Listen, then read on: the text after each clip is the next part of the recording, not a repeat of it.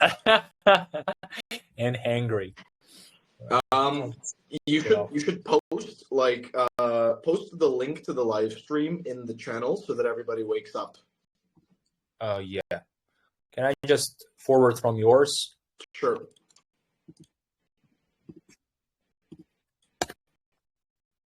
There you go. Nice. So, Ozodbek, how are you? How are you feeling? Do you feel ready for the mock test? What's up? I'm feeling great. I just took like a bunch of mocks from others, and I have learned from their mistakes. So Good. That's how it should be. I hope that you won't make the same mistakes as them. I'm quite confident that you won't. But I'm interested in what kind of mistakes you will make. You know, everybody makes mistakes, so I want to see what's up. And I think that more than mistakes, most likely, we are all going to learn a lot about what is important in speaking, what students should really learn to do, because your speaking is amazing. I really love how you mix academic language with informal language. You speak in a very like erudite way. So I think that students would really learn a lot from that. thank you. It was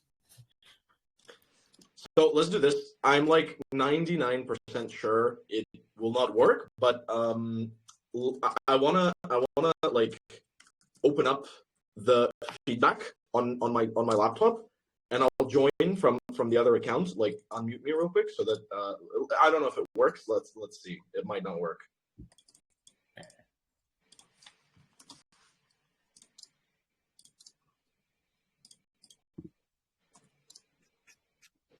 Okay. Yeah. Unmute me.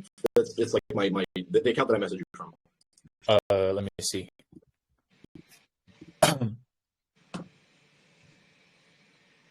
Where did you message me? The account where we chat. Wait. I got two. Oh yeah, I got it. So this account I should unmute. Are you raising your hand? Because I can't see your. Oh. Yeah. Can you raise your hand again? Is that with Husan? Your pictures with Husan? Yes. It's I thought I looked particularly nice there, so. Yeah, sure. With that American flag, yeah. It is actually. If you look on the other side as well, you can see some adras. So I have the two sides.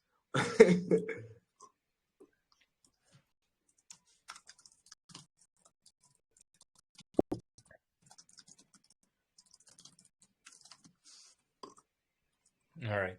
Well, let's see. 10,000 IQ tests.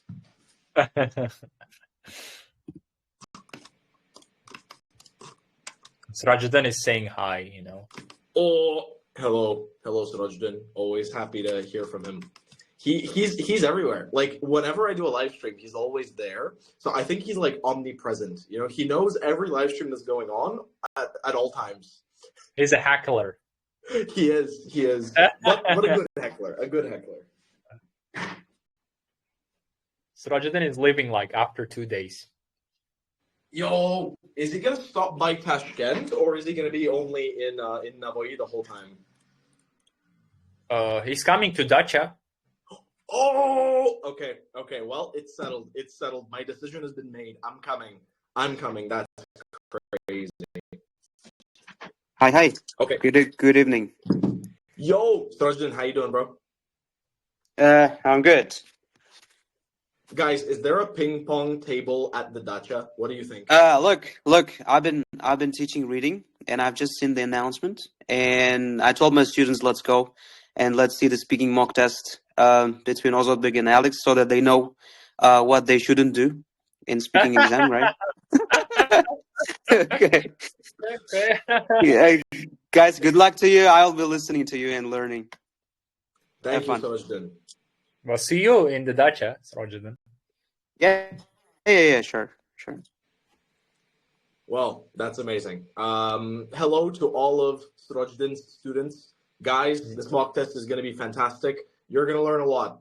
Everything there is to learn, you're going to learn right here.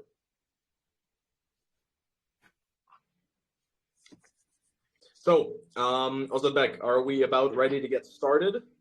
Yeah, fire away. All right, here we go. Well, no more chatting, no more questions. I think everything there is to know about like your experience with IELTS, all of that. You know, you're an OG. Everyone knows that. You've been here for a long time. How many times have you gotten speaking 9 so far? Just 2 times. I got 8.5 in my last attempt, which was a little disappointing, but still good. Okay. And how was that? Like in that attempt, do you think you did your best, or did you notice some things that were maybe off a little bit? Not really. Like the examiner caught me off guard in a sense. Really? How come? Because I have been I have been speaking to very old people every single time I took the test, but this time it was just a very young lady. This came as a real shock to me. I was not prepared for that. You weren't prepared for the lady to be young? Like you were just I mean, is it possible that you could maybe like tell them, hey, I don't want to speak to you. You should reschedule my mock test. I'm not.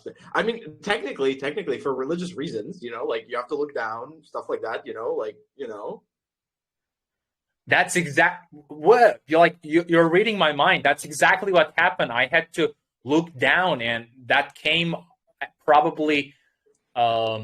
It looked very rude from a side, but that's what I had to do. I had to just. I couldn't maintain eye contact. Not that it's important, but it's just like I was coming across as rude, impolite, you know. Yeah, that totally makes sense, and it's like it's not something that's really like natural to a speaking test. Like in general, it does happen sometimes, but obviously not as often as just talking to somebody face to face, looking at them. So I totally understand how that could catch you off guard. I feel like there should be some kind of like a protocol or like you know they should have fixed that. You can't just let that happen, you know, because you don't feel good in that situation. I don't know. It's religious reasons. It does count. I think it should. Yeah. Especially like at the highest level where it's a human factor is very important. She's deciding whether to give me 8 for grammar or 9, and it's just one like I think it tips the scales in a way, like psychologically. Yeah, I get you. I totally get you. I think that as kind of funny in some ways that the situation is, I think it totally does make sense. Yeah, it's a bit like unfair. You know, it's kind of like one of those small things. But you know what? You're gonna bounce back. Your next examiner, she's gonna be like 75 years old. You're gonna look her straight in the eyes.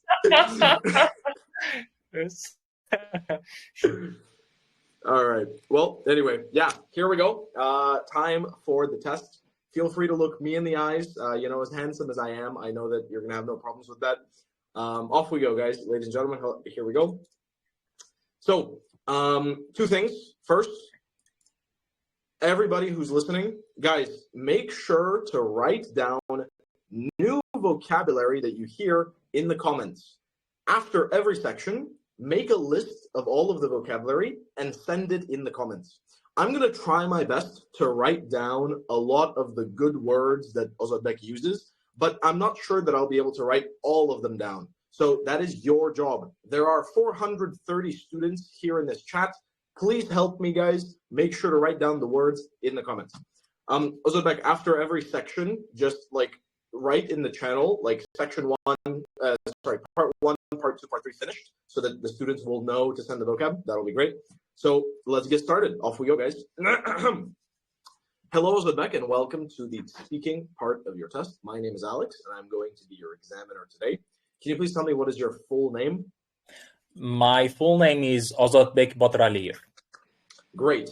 And can I see your identification? Where is your identification? Show it to me right now. Where is it? Oh, like here. Okay, beautiful. It looks exactly like you. It fits perfect. Today is the 16th of January, 2025. This is Testing Center Telegram, and we are now going to start the first part of the test. In the first part of the test, I'm going to ask you some questions about yourself. First, tell me, do you work or are you a student right now? I'm actually both.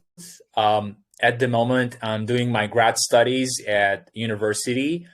I major in Islamic studies, but I also work part-time as an English teacher. Great. And tell me, why did you choose that job? Well, the reason is going to sound a little bit off because I chose to become an English teacher purely because it pays the bills. I feel like it's a very lucrative job in Uzbekistan at the moment. And I'm just making a buck. Okay, wonderful. Is there anything that you dislike about the job? Definitely, yes. The worst thing about being a teacher is having a lot of paperwork, which can become really challenging if you do all the work on your own. And then sometimes when my students fail to get the results they were aiming at, that's a really, for me, it actually pains me to see my students fail. That's really disappointing, and I feel like it's a psychologically taxing profession. Perfect. Unfortunate, but thank you for answering. Let's move on and talk about another topic. Let's talk a little bit about borrowing things and lending things. Tell me, have you ever borrowed any books from other people? I'm not sure if borrowing from the library counts because I did that a lot. When I was studying at high school, I used to go to this local library pretty much every day, and I was really big on reading books, so I would borrow a couple of books on a weekly basis. Great. Perfect. And do you like lending things to other people, or do you prefer keeping your things to yourself? It depends. Like when it comes to money, I am totally easy with lending my friends money and lending any kind of helping hand. Like maybe they need my time, maybe I need to check some of their essays. That's totally fine by me. However, when it comes to lending them books, I am starting to reconsider my policies because my books are all original copies. Some of them are signed by the authors. So they really mean a lot to me. And lately, some of the people who took these books, they started to damage them, which I really don't appreciate. So I prefer to keep them to myself. How do you usually feel when people return things to you in a bad condition? I feel let down, obviously, and I feel bad for the book because I like to keep things for a long time. Uh, like when I buy stuff, I usually use it for the better part of a decade. But when the damage happens, you can't really repair it or anything, and that really makes me sad. Great. Thank you so much. Let's talk a little bit about colors. So tell me, what is the color you dislike the most? Well, I dislike vibrant colors, anything that's too bright. That color has to be yellow. For some reason, I can't stand to look at yellow. I feel like it's just too bright, and the brightness is overwhelming. I think it draws a lot of attention, a lot of unnecessary attention, I would say, and I completely hate it. Perfect. And what would you say is your favorite color? I love the neutral colors, black, white, and gray. My favorite one is definitely gray. It's a very intense color. The reason I like these colors is because I can easily match them with just about any other color. And they also make me look formal, and that's an important thing to consider, seeing as I work as a teacher. Perfect. Perfect. Okay. And what do you think is the most popular color to wear in your country right now? I think it's a close tie between white and black, both of which are crazy popular in Uzbekistan. But I would say people gravitate more towards black simply because white stains easily. But the black color has its downsides as well. I think it fades over time. But these two are they definitely top the list. Perfect. Okay. So, Ozodbek, thank you so much. That is the end of your part one. We are now going to move on to part two, and I'm going to give you a topic, and I'd like you to talk about it for 1 to 2 minutes. Before you talk, you will have 1 minute to think about what you're going to say, and you can make notes if you wish. Do you understand? Yes. Perfect. Now, two things. First of all, I think it'd be great if you wrote down the notes as a message on Telegram because students love seeing the notes. Second thing, everybody, guys, in the comments, write down all of the amazing vocab that you heard from Ozodbek. He used some really fantastic words. I wasn't able to catch all of them, but they were great. So write down in the comments right now all of those amazing words. Now, second thing, we're going to do a new topic. There are like 10 new topics. Do you want a difficult one or a really difficult one? Yeah, let's go with the hard one. The hardest. The hardest. Okay. I think this one is relatively hard. It probably won't be too hard for you, but it's one of the ones that I think students struggle with the most. So, yeah, I'm going to send it to you, post it in your channel. I'll post it in my channel as well. And my apologies. Can you also write down your preparation as a message, right? Yeah, you'll do that? Okay, fantastic. So off we go. For part two, I would like you to talk about, 1 second, one handsome IELTS teacher that you know.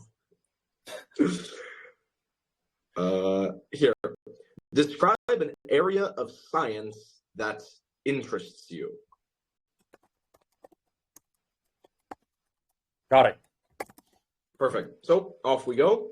You have 1 minute. Guys, everybody who's listening, write your ideas down in the comments as well so that you can compare your ideas with Ozodbek's ideas.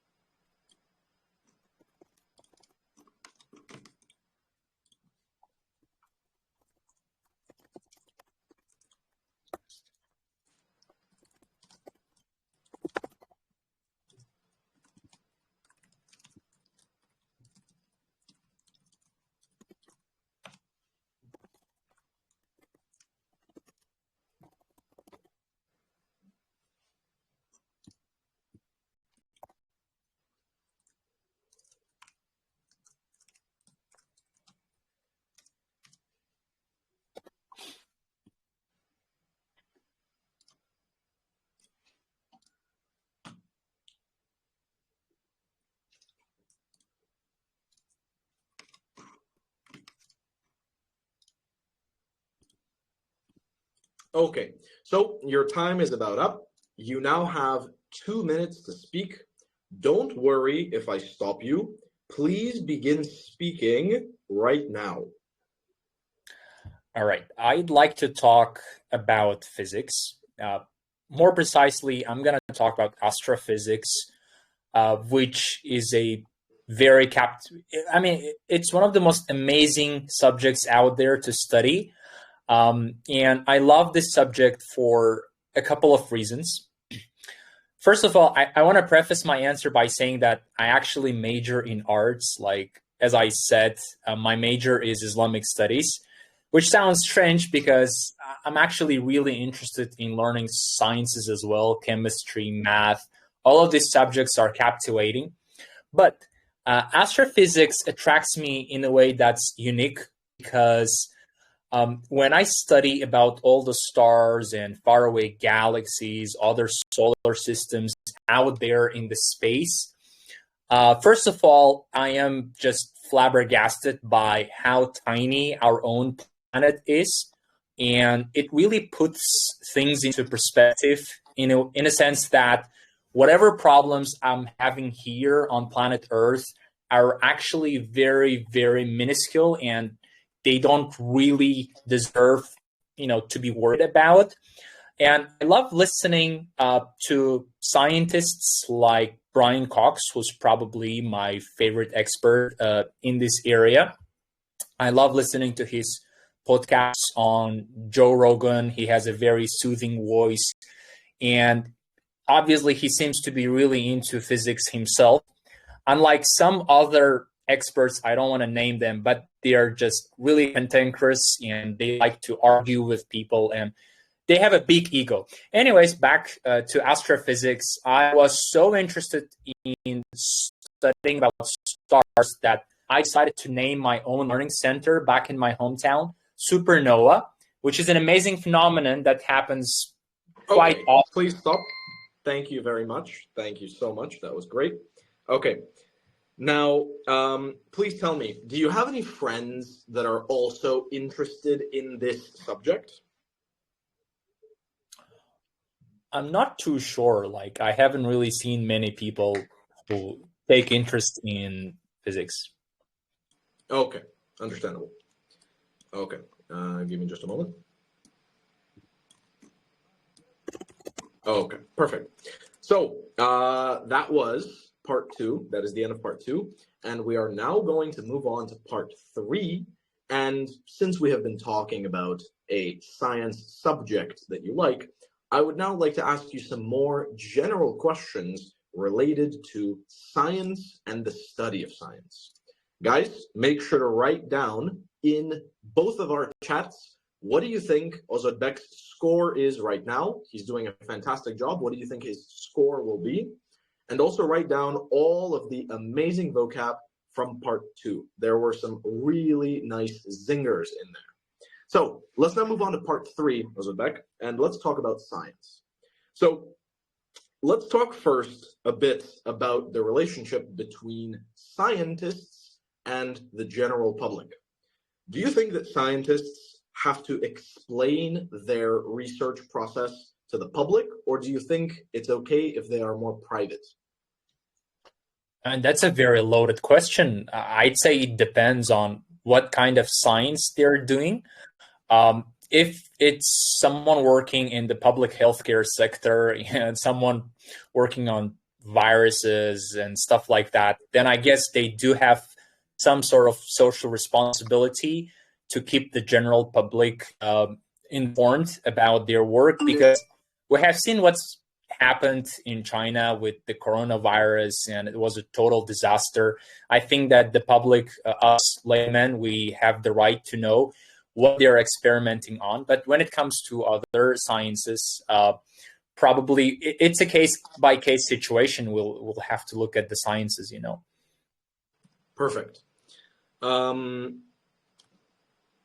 What do you think about scientists who are paid by private companies to conduct research? Do you think that whole practice is acceptable or not so much? Again, I would say it generally depends. If their research topic, if their research area is somehow related to the private company that's funding them, then I think it sort of compromises their integrity, in a sense that their studies and the outcomes of the studies are going to be biased in some sense.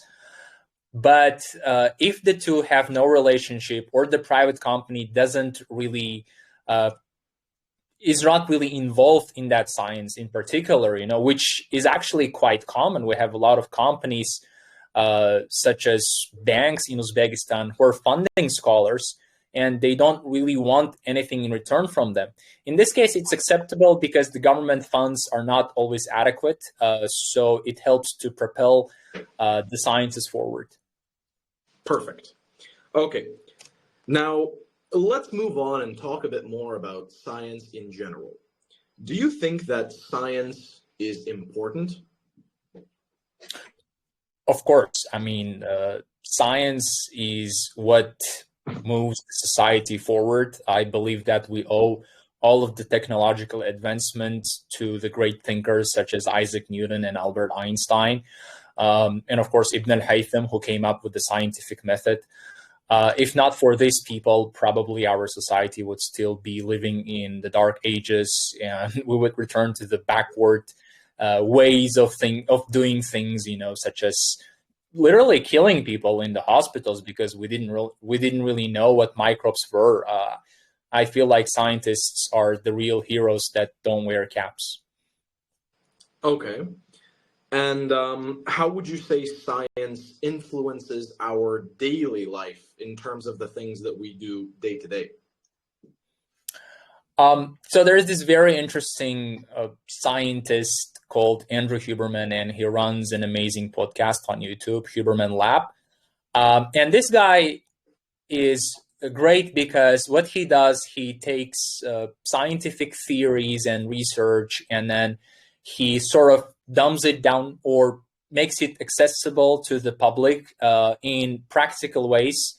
So, for example, he will talk about the benefits of getting morning sunlight, and people who are exposed to this kind of scientific research, what they will do is they will put that knowledge and put it into practice, right? So that includes myself.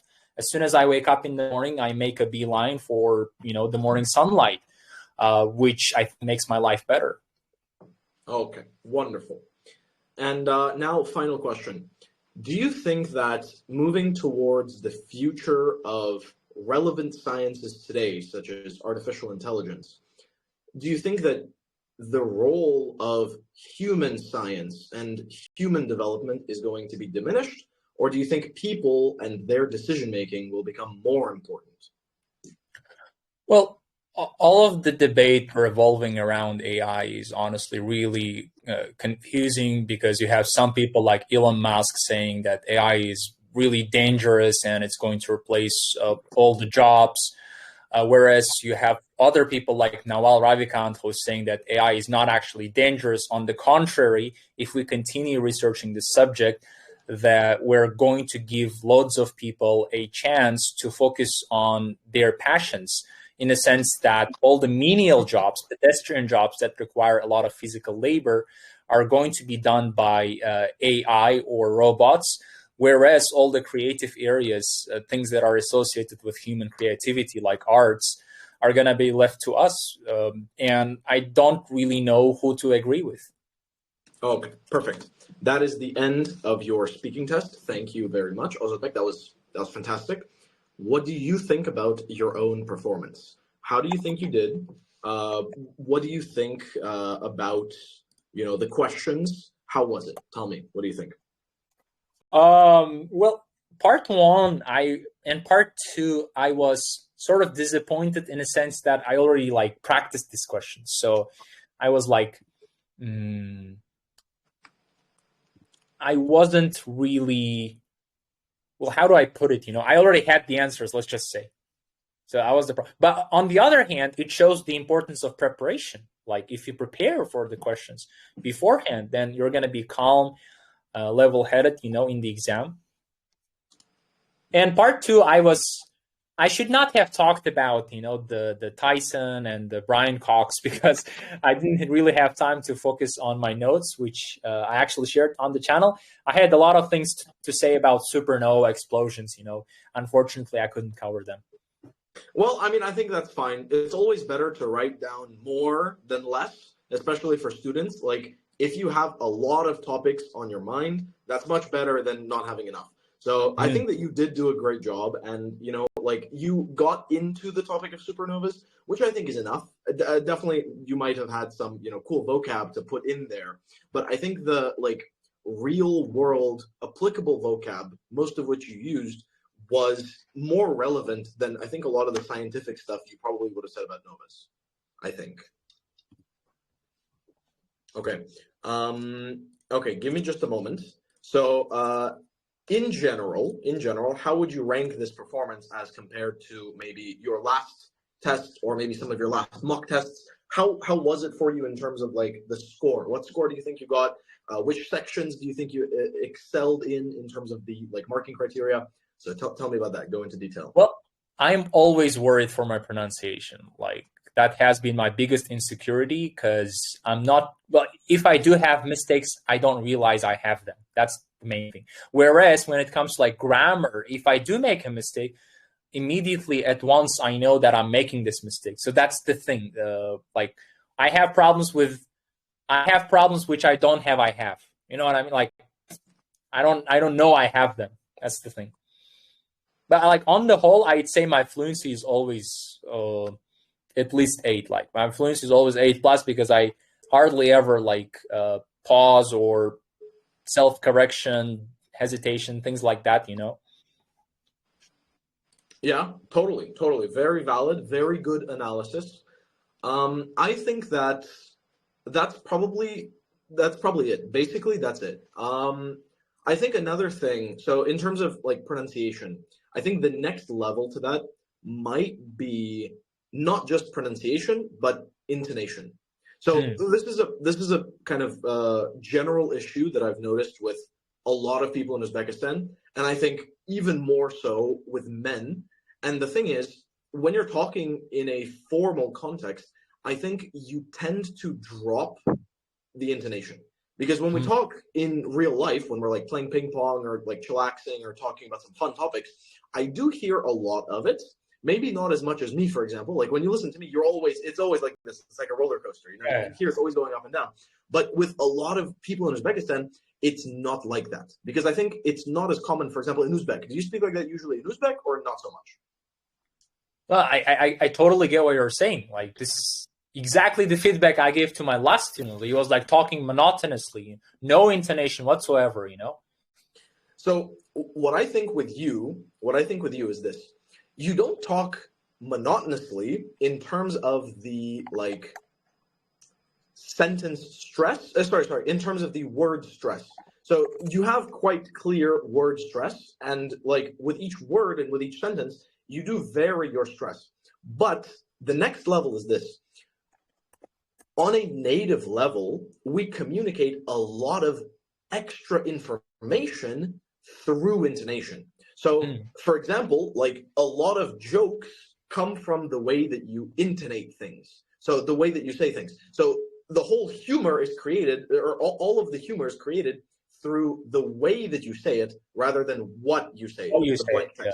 Exactly. So I think that's maybe the thing that you got to work on a bit in a general sense. But I do have a lot of very specific feedback. And let's actually start with the last question. So I hope you didn't read what's on my screen. Let me ask you this.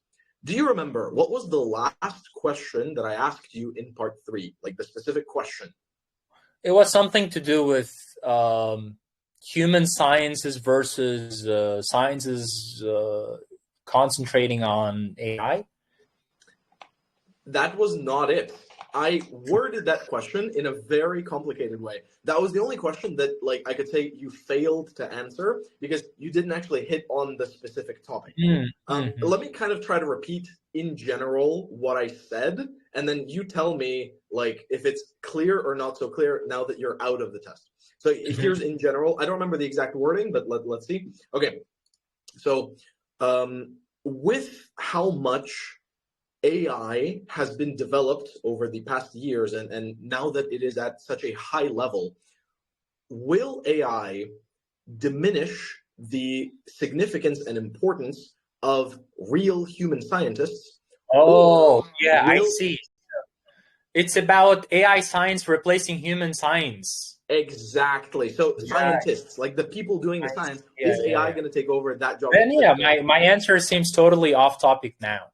Yeah. Obviously, there's no like off topic, but I do still think that the point is like you have to get what I'm on, right? You have to get like what I'm talking about. So sure. You could, as long as I think you would have paraphrased the topic, you could have brought in some like outside stuff, but you do get the point. Like you missed the question, and I think that actually happens a lot. I think that happens to a lot of like band 8.5 candidates. a lot of people who get 8.5, I think the main reason is because towards the end of the test, the questions get like way more complex. Definitely not as complex as I made them. Like I definitely worded them in a more difficult way than the real test. But still, I think that in general, like the questions get more complex so that they can see if you get it or whether you just memorized everything. So this is feedback for everybody, and for you, not as much, because obviously that's more difficult than the real test. Pay attention towards the end of the test. If you want to get a 9, from the beginning of part 3 until the end of part 3, you have to be on your top performance. You have to be there, balls in your court, and you can't let the examiner down. So let's go back to part 1. Let's go through all the feedback we have. I have a couple pronunciation mistakes that I think you should write down because, as you said, you don't know what you don't know. This is something that I really wish someone would do for me. Someone would listen to me and just say, hey, Alex, you pronounced this incorrectly. You intonate this incorrectly, this and this and this.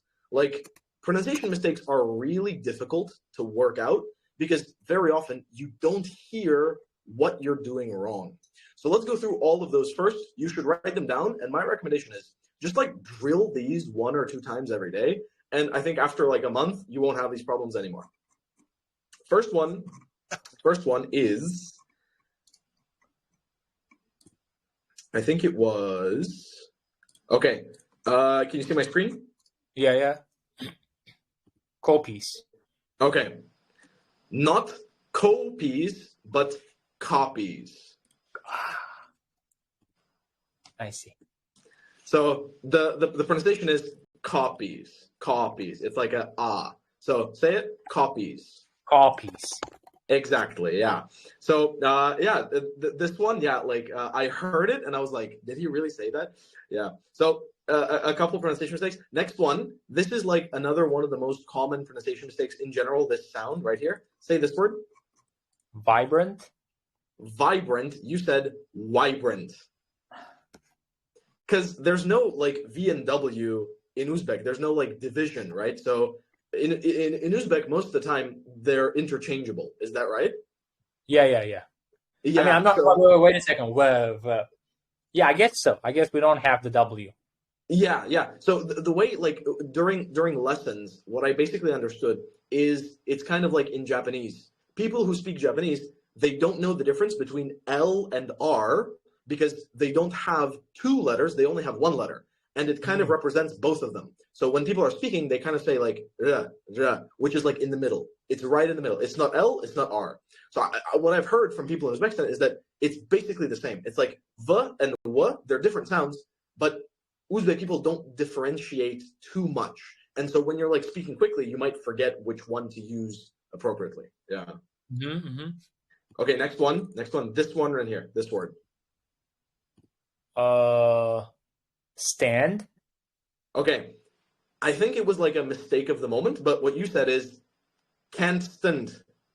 Yeah. So the A is, as you pronounced it correctly right now, more like intonated. You have to say stand. Like the A, you have to focus on that. Yeah. So can't stand. Yeah.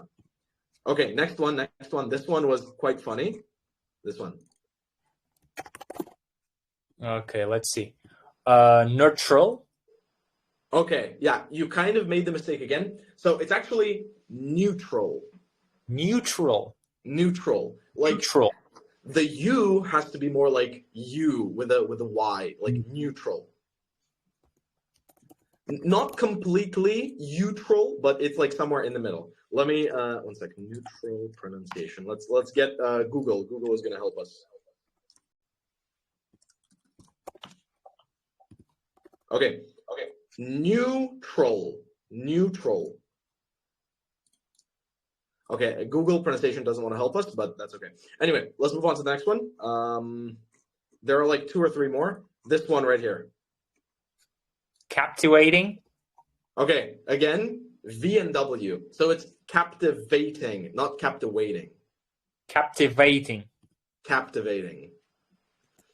Yeah, so that one is quite difficult. I think most examiners probably wouldn't care too much. I'm actually very interested because the thing is, in most cases, V&W doesn't affect the meaning of the word. Like we have, for example, very and wary, right? There are like different words and they have different meanings. But in this case, there's no word which is like captivating. So it doesn't really impede communication. I don't have too much trouble understanding you, but I think that might be because I'm a teacher. So I'm not 100% sure if an examiner would count that as a mistake or an error. I'm like not 100% sure. What do you think? Well, in a sense, like, because I used the word neutral, like in my last exam, and I did get 9. It could be because the examiner just like decided to overlook that mistake if it was a mistake. But what you're saying is also like there is no other word neutral, so it doesn't impede communication. So let's just let it go, you know. Could be the case. Exactly. I think that's the main point. Yeah, I think in like 99% of these cases, it's something that you do want to iron out, but it's not something that will significantly lower your score. I think one of the examples of a word that you should pronounce correctly is this one, right? Let's see if you can get this one. You probably can. This one right here. Clothes. Say that again. Clothes. There we go. Yeah, you got it right. Exactly. Clothes. Like, if you've ever tortured students with this word, you know that they always either say, like, closes or they say close, right? So I think in this case, that does kind of impede communication because although maybe it's, topic specific, it's still one of those cases where those are exactly other words that you don't want to, mispronounce. Yeah. Okay, what about this one? Unique. Okay, so you said it right that time. In the test, you said unique. The stress. Exactly. Yeah. So the correct way to say it is like unique. So unique. It's yeah. Okay. Here we go. I think that's about it. There might be one more. No, that's it. So those are all the significant pronunciation mistakes I heard. Everything else was pretty much flawless. I think that was great. Now, let's get into more specific feedback for all the different parts. So, in general, and as I have said, I think that your vocab level is fantastic.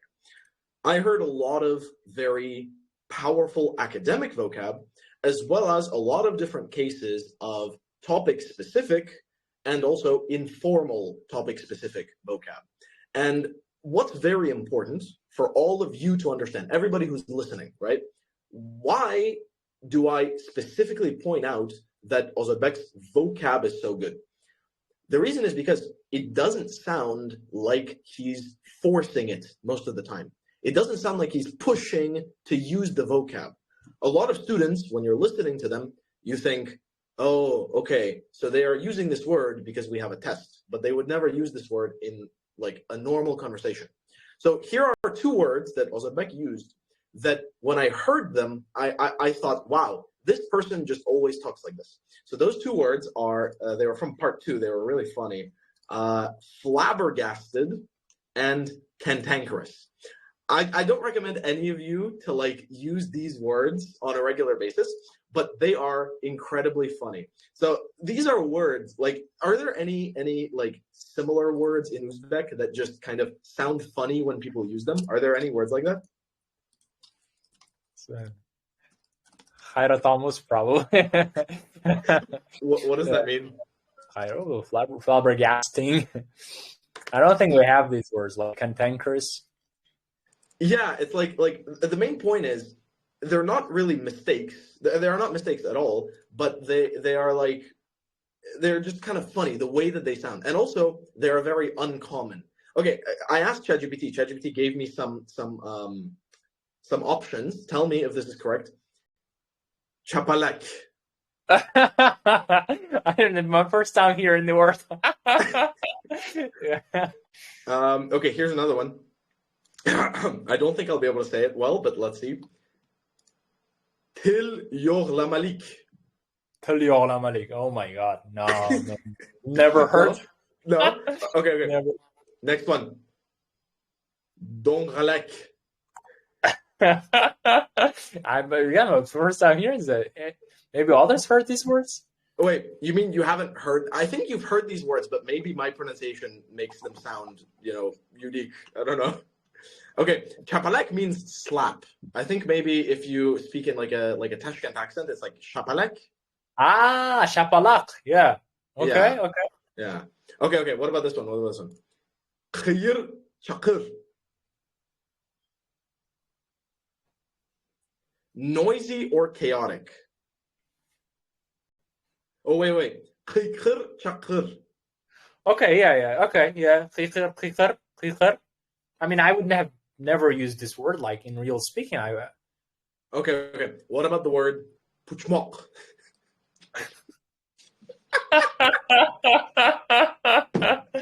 All right. So basically, guys, like everybody who's listening, I hope you understand. This is how I feel when I hear the word flabbergasted, because it sounds really funny. Like maybe even to you guys, it sounds really funny because it's a funny word, flabbergasted. It's not a word that you hear every day. But do you ever watch Penguin Z0, Charlie White? You No. don't? Really? I would what recommend about- you to watch some of his content. He makes videos about like different topics. I'll send you the link. But he talks exactly in that way. Like almost all of his like vocab is this category, like words that are funny when you hear them. So basically, this is a really good point to mention. This is why I can tell that your vocab is great, because you use very uncommon words in a very natural way. Other examples include vocab which is common in their normal forms, but they have other meanings which are like more uncommon. So here's one example that's a little bit different. On a weekly basis.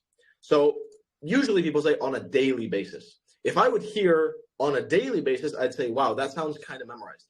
But what you did is you substituted daily for weekly, which means this wasn't a memorized phrase. This is a phrase that you used naturally. It's a bit less common, it's academic, and it's used in a very natural way.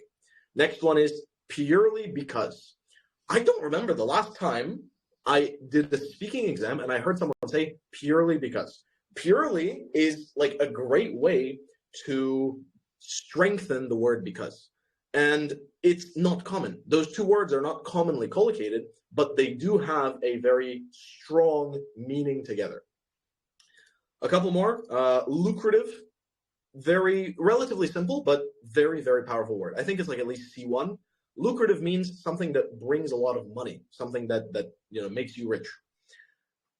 And then another thing is you used your vocab in a great way at the beginning of each of your answers.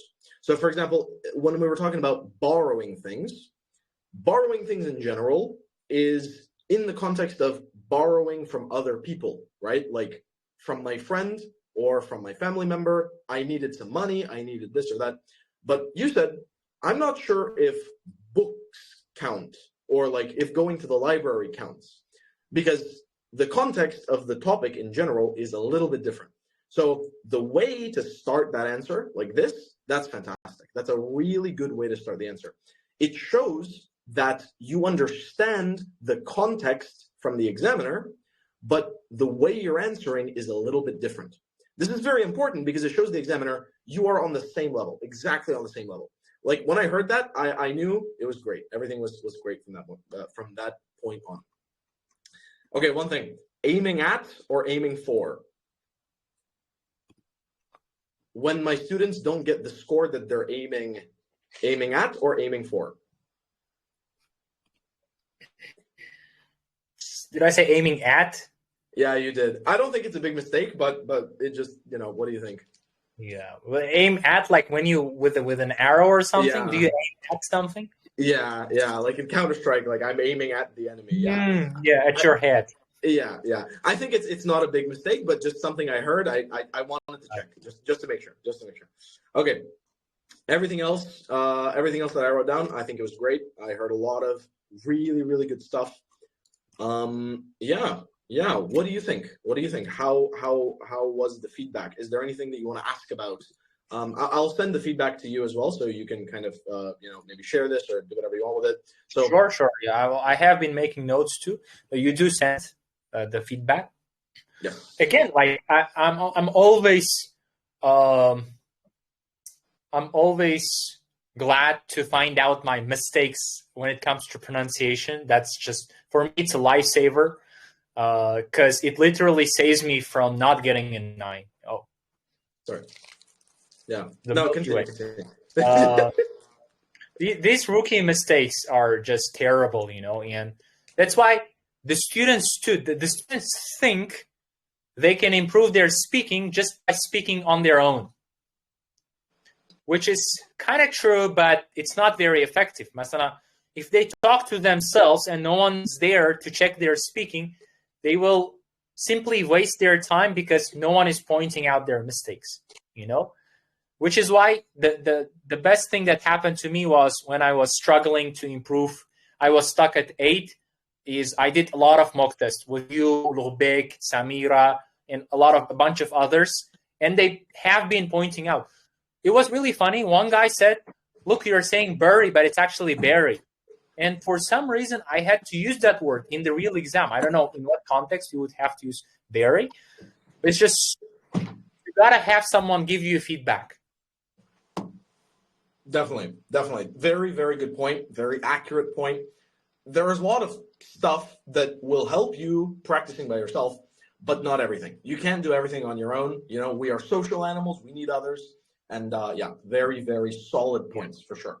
So, and also the vocab, the fact that it's not enough to know the word. You also need to make it sound natural. That's a very important point.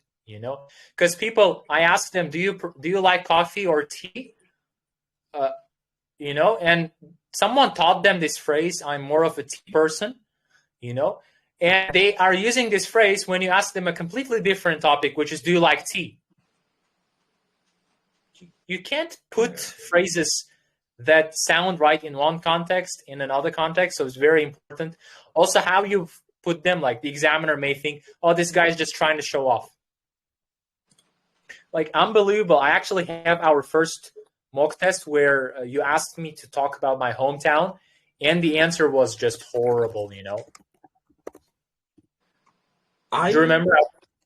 I kind of remember. Yeah, I remember like a little bit. You think it was bad, really? How come? What was bad about it?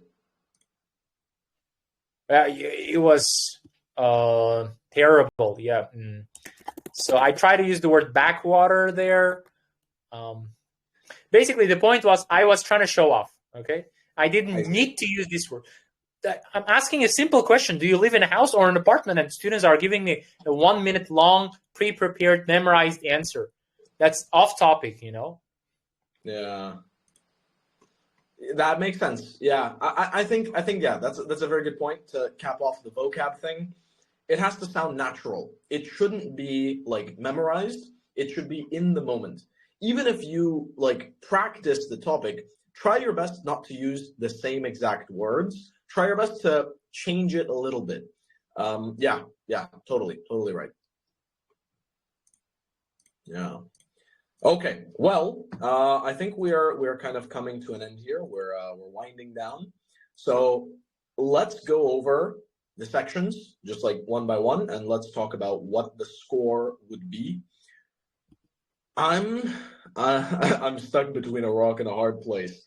I'm not sure exactly what to do for the score, knowing that,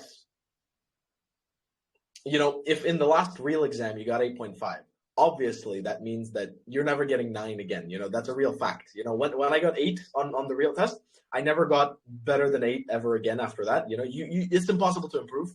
Real facts. Yeah. I think that I didn't really hear any significant mistakes in the test, like anything that was actually significant, which is really good. Point out as like something that takes a point away. I think all of them are debatable. So this means that I think this definitely could be a 9, depending on the examiner, like in the real test. What going to give you is this. Here's the breakdown. Here we go. Okay. Let's also, you know what? Let's get some audience interaction in, some final thoughts. Okay, so here we go. We have fluency and coherence, grammatical range and accuracy, lexical resource, pronunciation. So, guys, I'm going to post this template that you'll be able to use. What do you guys think? Go through all 4 sections and tell me, what do you think the score will be? So just write down your rough estimate for each of the sections. Ozodbek, feel free to also post on your channel so that students will be able to write in the comments. Here's the template. Okay. Sure. Send it. Where on the channel? Are you sending it on your channel? I sent it to you as well.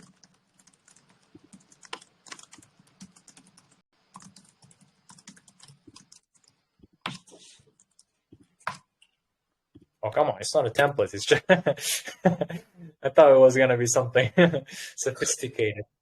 It's really high quality. It's really, you just don't get it. You don't get it. That's okay. All right. So guys, fluency and coherence, grammatical range and accuracy, lexical resource, pronunciation. Write your ideas down in the comments. If you guess correctly, you're going to win 1 Gentra from both of us. We're going to buy you a Gentra. We promise. It's going to be beautiful. It's going to be amazing. You can drive your family to the park in that Gentra. All right, here we go. The final score. Ozodbek, for fluency and coherence, I would say solid 9. For grammatical range and accuracy, I would once again say solid 9. For lexical resource, I would say, guess what? Solid 9. And lastly, for pronunciation, here we go. We got the drum roll. I would say it's a 9 once again. I think that although maybe some parts of the pronunciation, like intonation, maybe they were not as powerful, I still think that in general, all of the requirements of getting a 9 were there. I don't think that in good conscience, I could say that that was an 8. I think that that was a 9. So I think overall, this pretty much deserves a 9. As I said, there are some examiners that could maybe point out some relatively small mistakes as a bigger indicative factor of, like, you know, not knowing something. But I think in general, I would give this mock test a 9. Overall 9. Ladies and gentlemen, overall 9. By the way, guys, remember, you cannot get 8.5 just for pronunciation. For each of the sections, you can only have full marks. So it's either 9998 or 9999. There's no 998.5. So amazingly, nobody won the Gentra. So we, yes, we're still rich. We don't have to give you our money. So, Ozodbek, I think that's about it then. Do you have any final things to say? Yeah. First of all, I want to say thank you. And I want to say hi to my mom.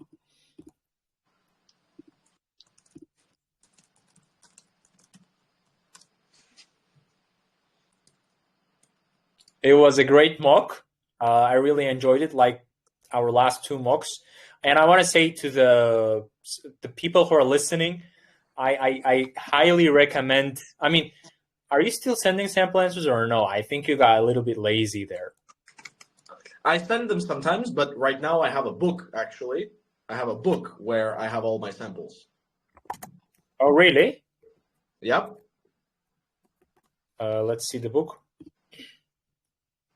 Well, it's not free. I mean, I can send you one, but it's not free. Yeah, I'm just looking at the post so that I can reshare it on my channel.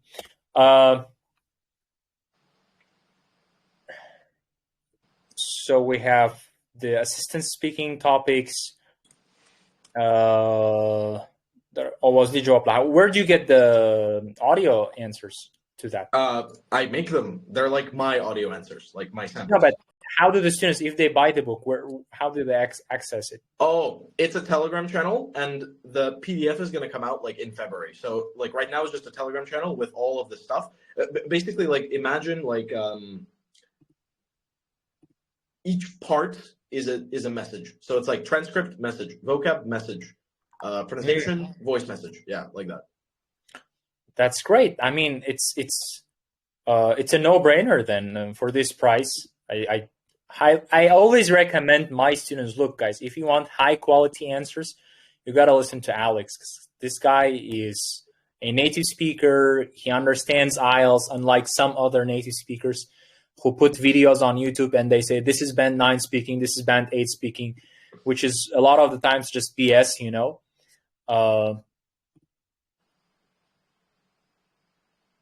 I do try my best. Yeah, you should go and buy the book from Alex. And thank you once again for sharing your knowledge with us. Thank you for inviting me, and thanks for doing the mock test. It was really fun. You know, as always, I think your performance is fantastic. You know, I personally enjoy listening to you because the way you talk is, I don't know, it's above IELTS. I think that, like, if an examiner would give you 8.5, I just think that's unfair because I like the way you talk. It sounds great, you know? Thank you. I'll share my result when I get it, and you can do it. Yeah. Teach it on your channel. Well, have a good one, Alex. I hope to see you tomorrow. See you tomorrow. Absolutely. Absolutely. I'm going to try my best to be there. That's just going to be great. That's it. See you, everybody.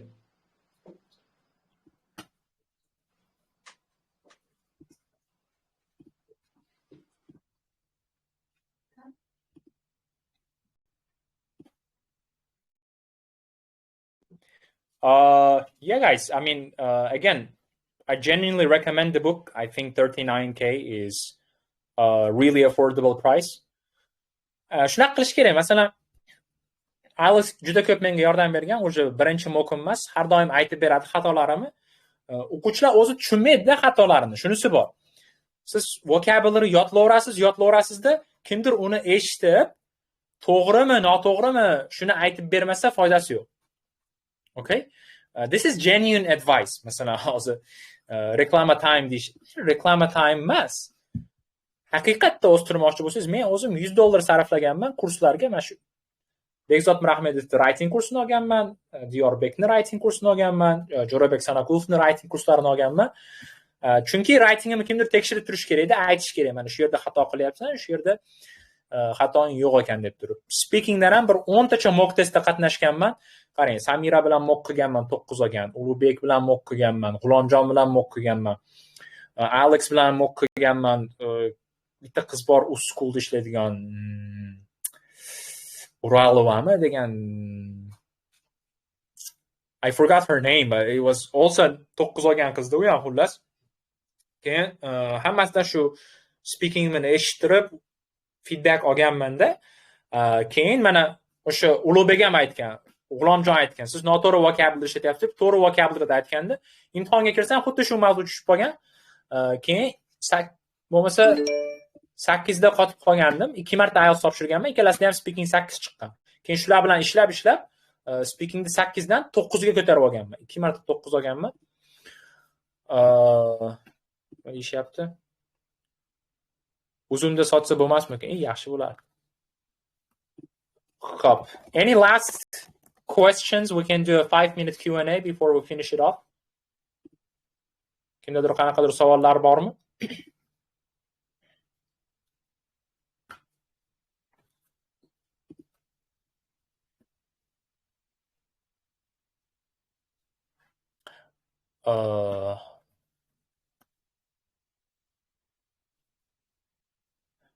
Endi reading haqida hozir reading o'qish kerak, ko'proq kitob o'qish kerak, artikel o'qish kerak, reading passage o'qish kerak, vaqt kerak.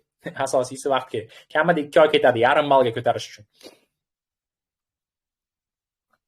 Shu kitobni dastavka qilib berasizmi? U kitob meniki emas, u PDF kitobini sotib olsangiz kerak. Kitob The book is not mine.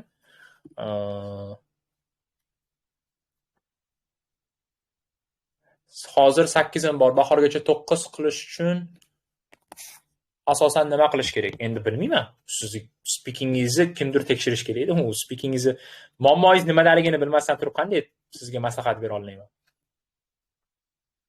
Qachon bepul kurs ochasiz? Bilmayman, shu Bonddagilar bepul kofe berishni boshlasa, bepul kurs ochaman men ham. Berishmayapti hozircha.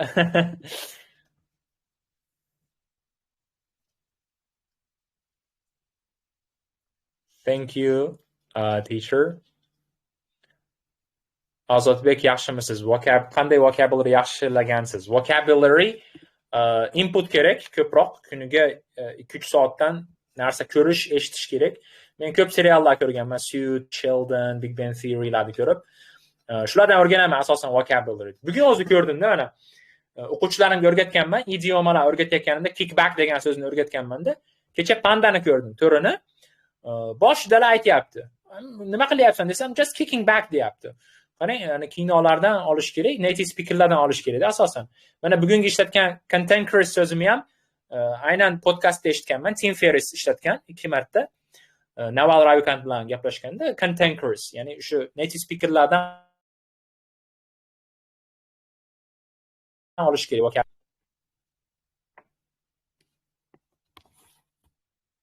Bon o'lib qolsa ham tekin qahva tarqatmaydi.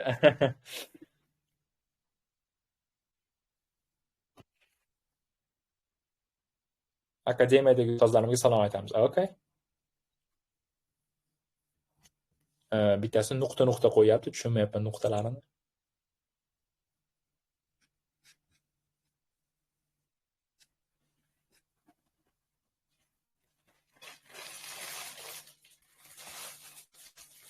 The Hub'da ishlayapsizmi? Da, hozir The Hub'da ishlayman. Xudo xolasa yana haftadan boshlayman offline kurslarimni. Toshkentda bitta gruppa ochyapmiz yoki ikkita maksimum, ikkita gruppa, 16 ta o'quvchi. Короче, lekin addushi bo'ladi, xudo xolasa. Chotki planlar, lesson planlar bor. Har 5 daqiqagacha planlashtirilganda har bitta o'quvchi bilan individualni ishlayman. 16 ta o'quvchi bo'lsa, har oy hammasidan o'zim speaking mokam olaman, writingni ham tekshirib beraman. Chunki bilaman ko'p o'quv markazlarida teacher individualniy podxodi yo'q, chunki o'quvchilari ko'p va men ularni tushunaman, ularni I don't blame them. Shunaqa qilmasa ham bo'lmaydi, har bitta o'quvchi bilan ishlashga vaqt yo'q, lekin meni shaxsan o'zimda faqat 2 ta gruppa ochayotganim uchun hamma o'quvchilar bilan individualniy ishlashga vaqt bo'ladi. Toshkentdagi uchebniy center qayerda joylashgan? Novzada. Men uni ertaga tashlab yuboraman, xudo xolasa, reklamani.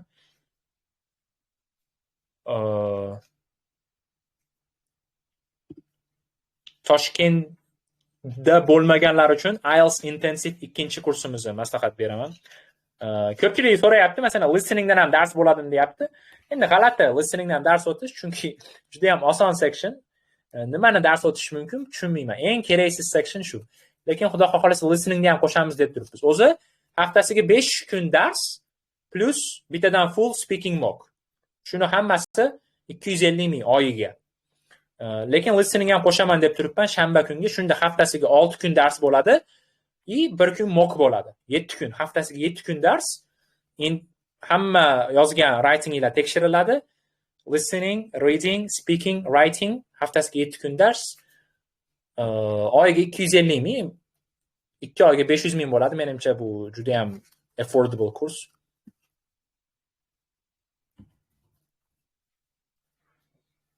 Okay. Have a good one, everybody. I hope you enjoyed this mock test. We'll see you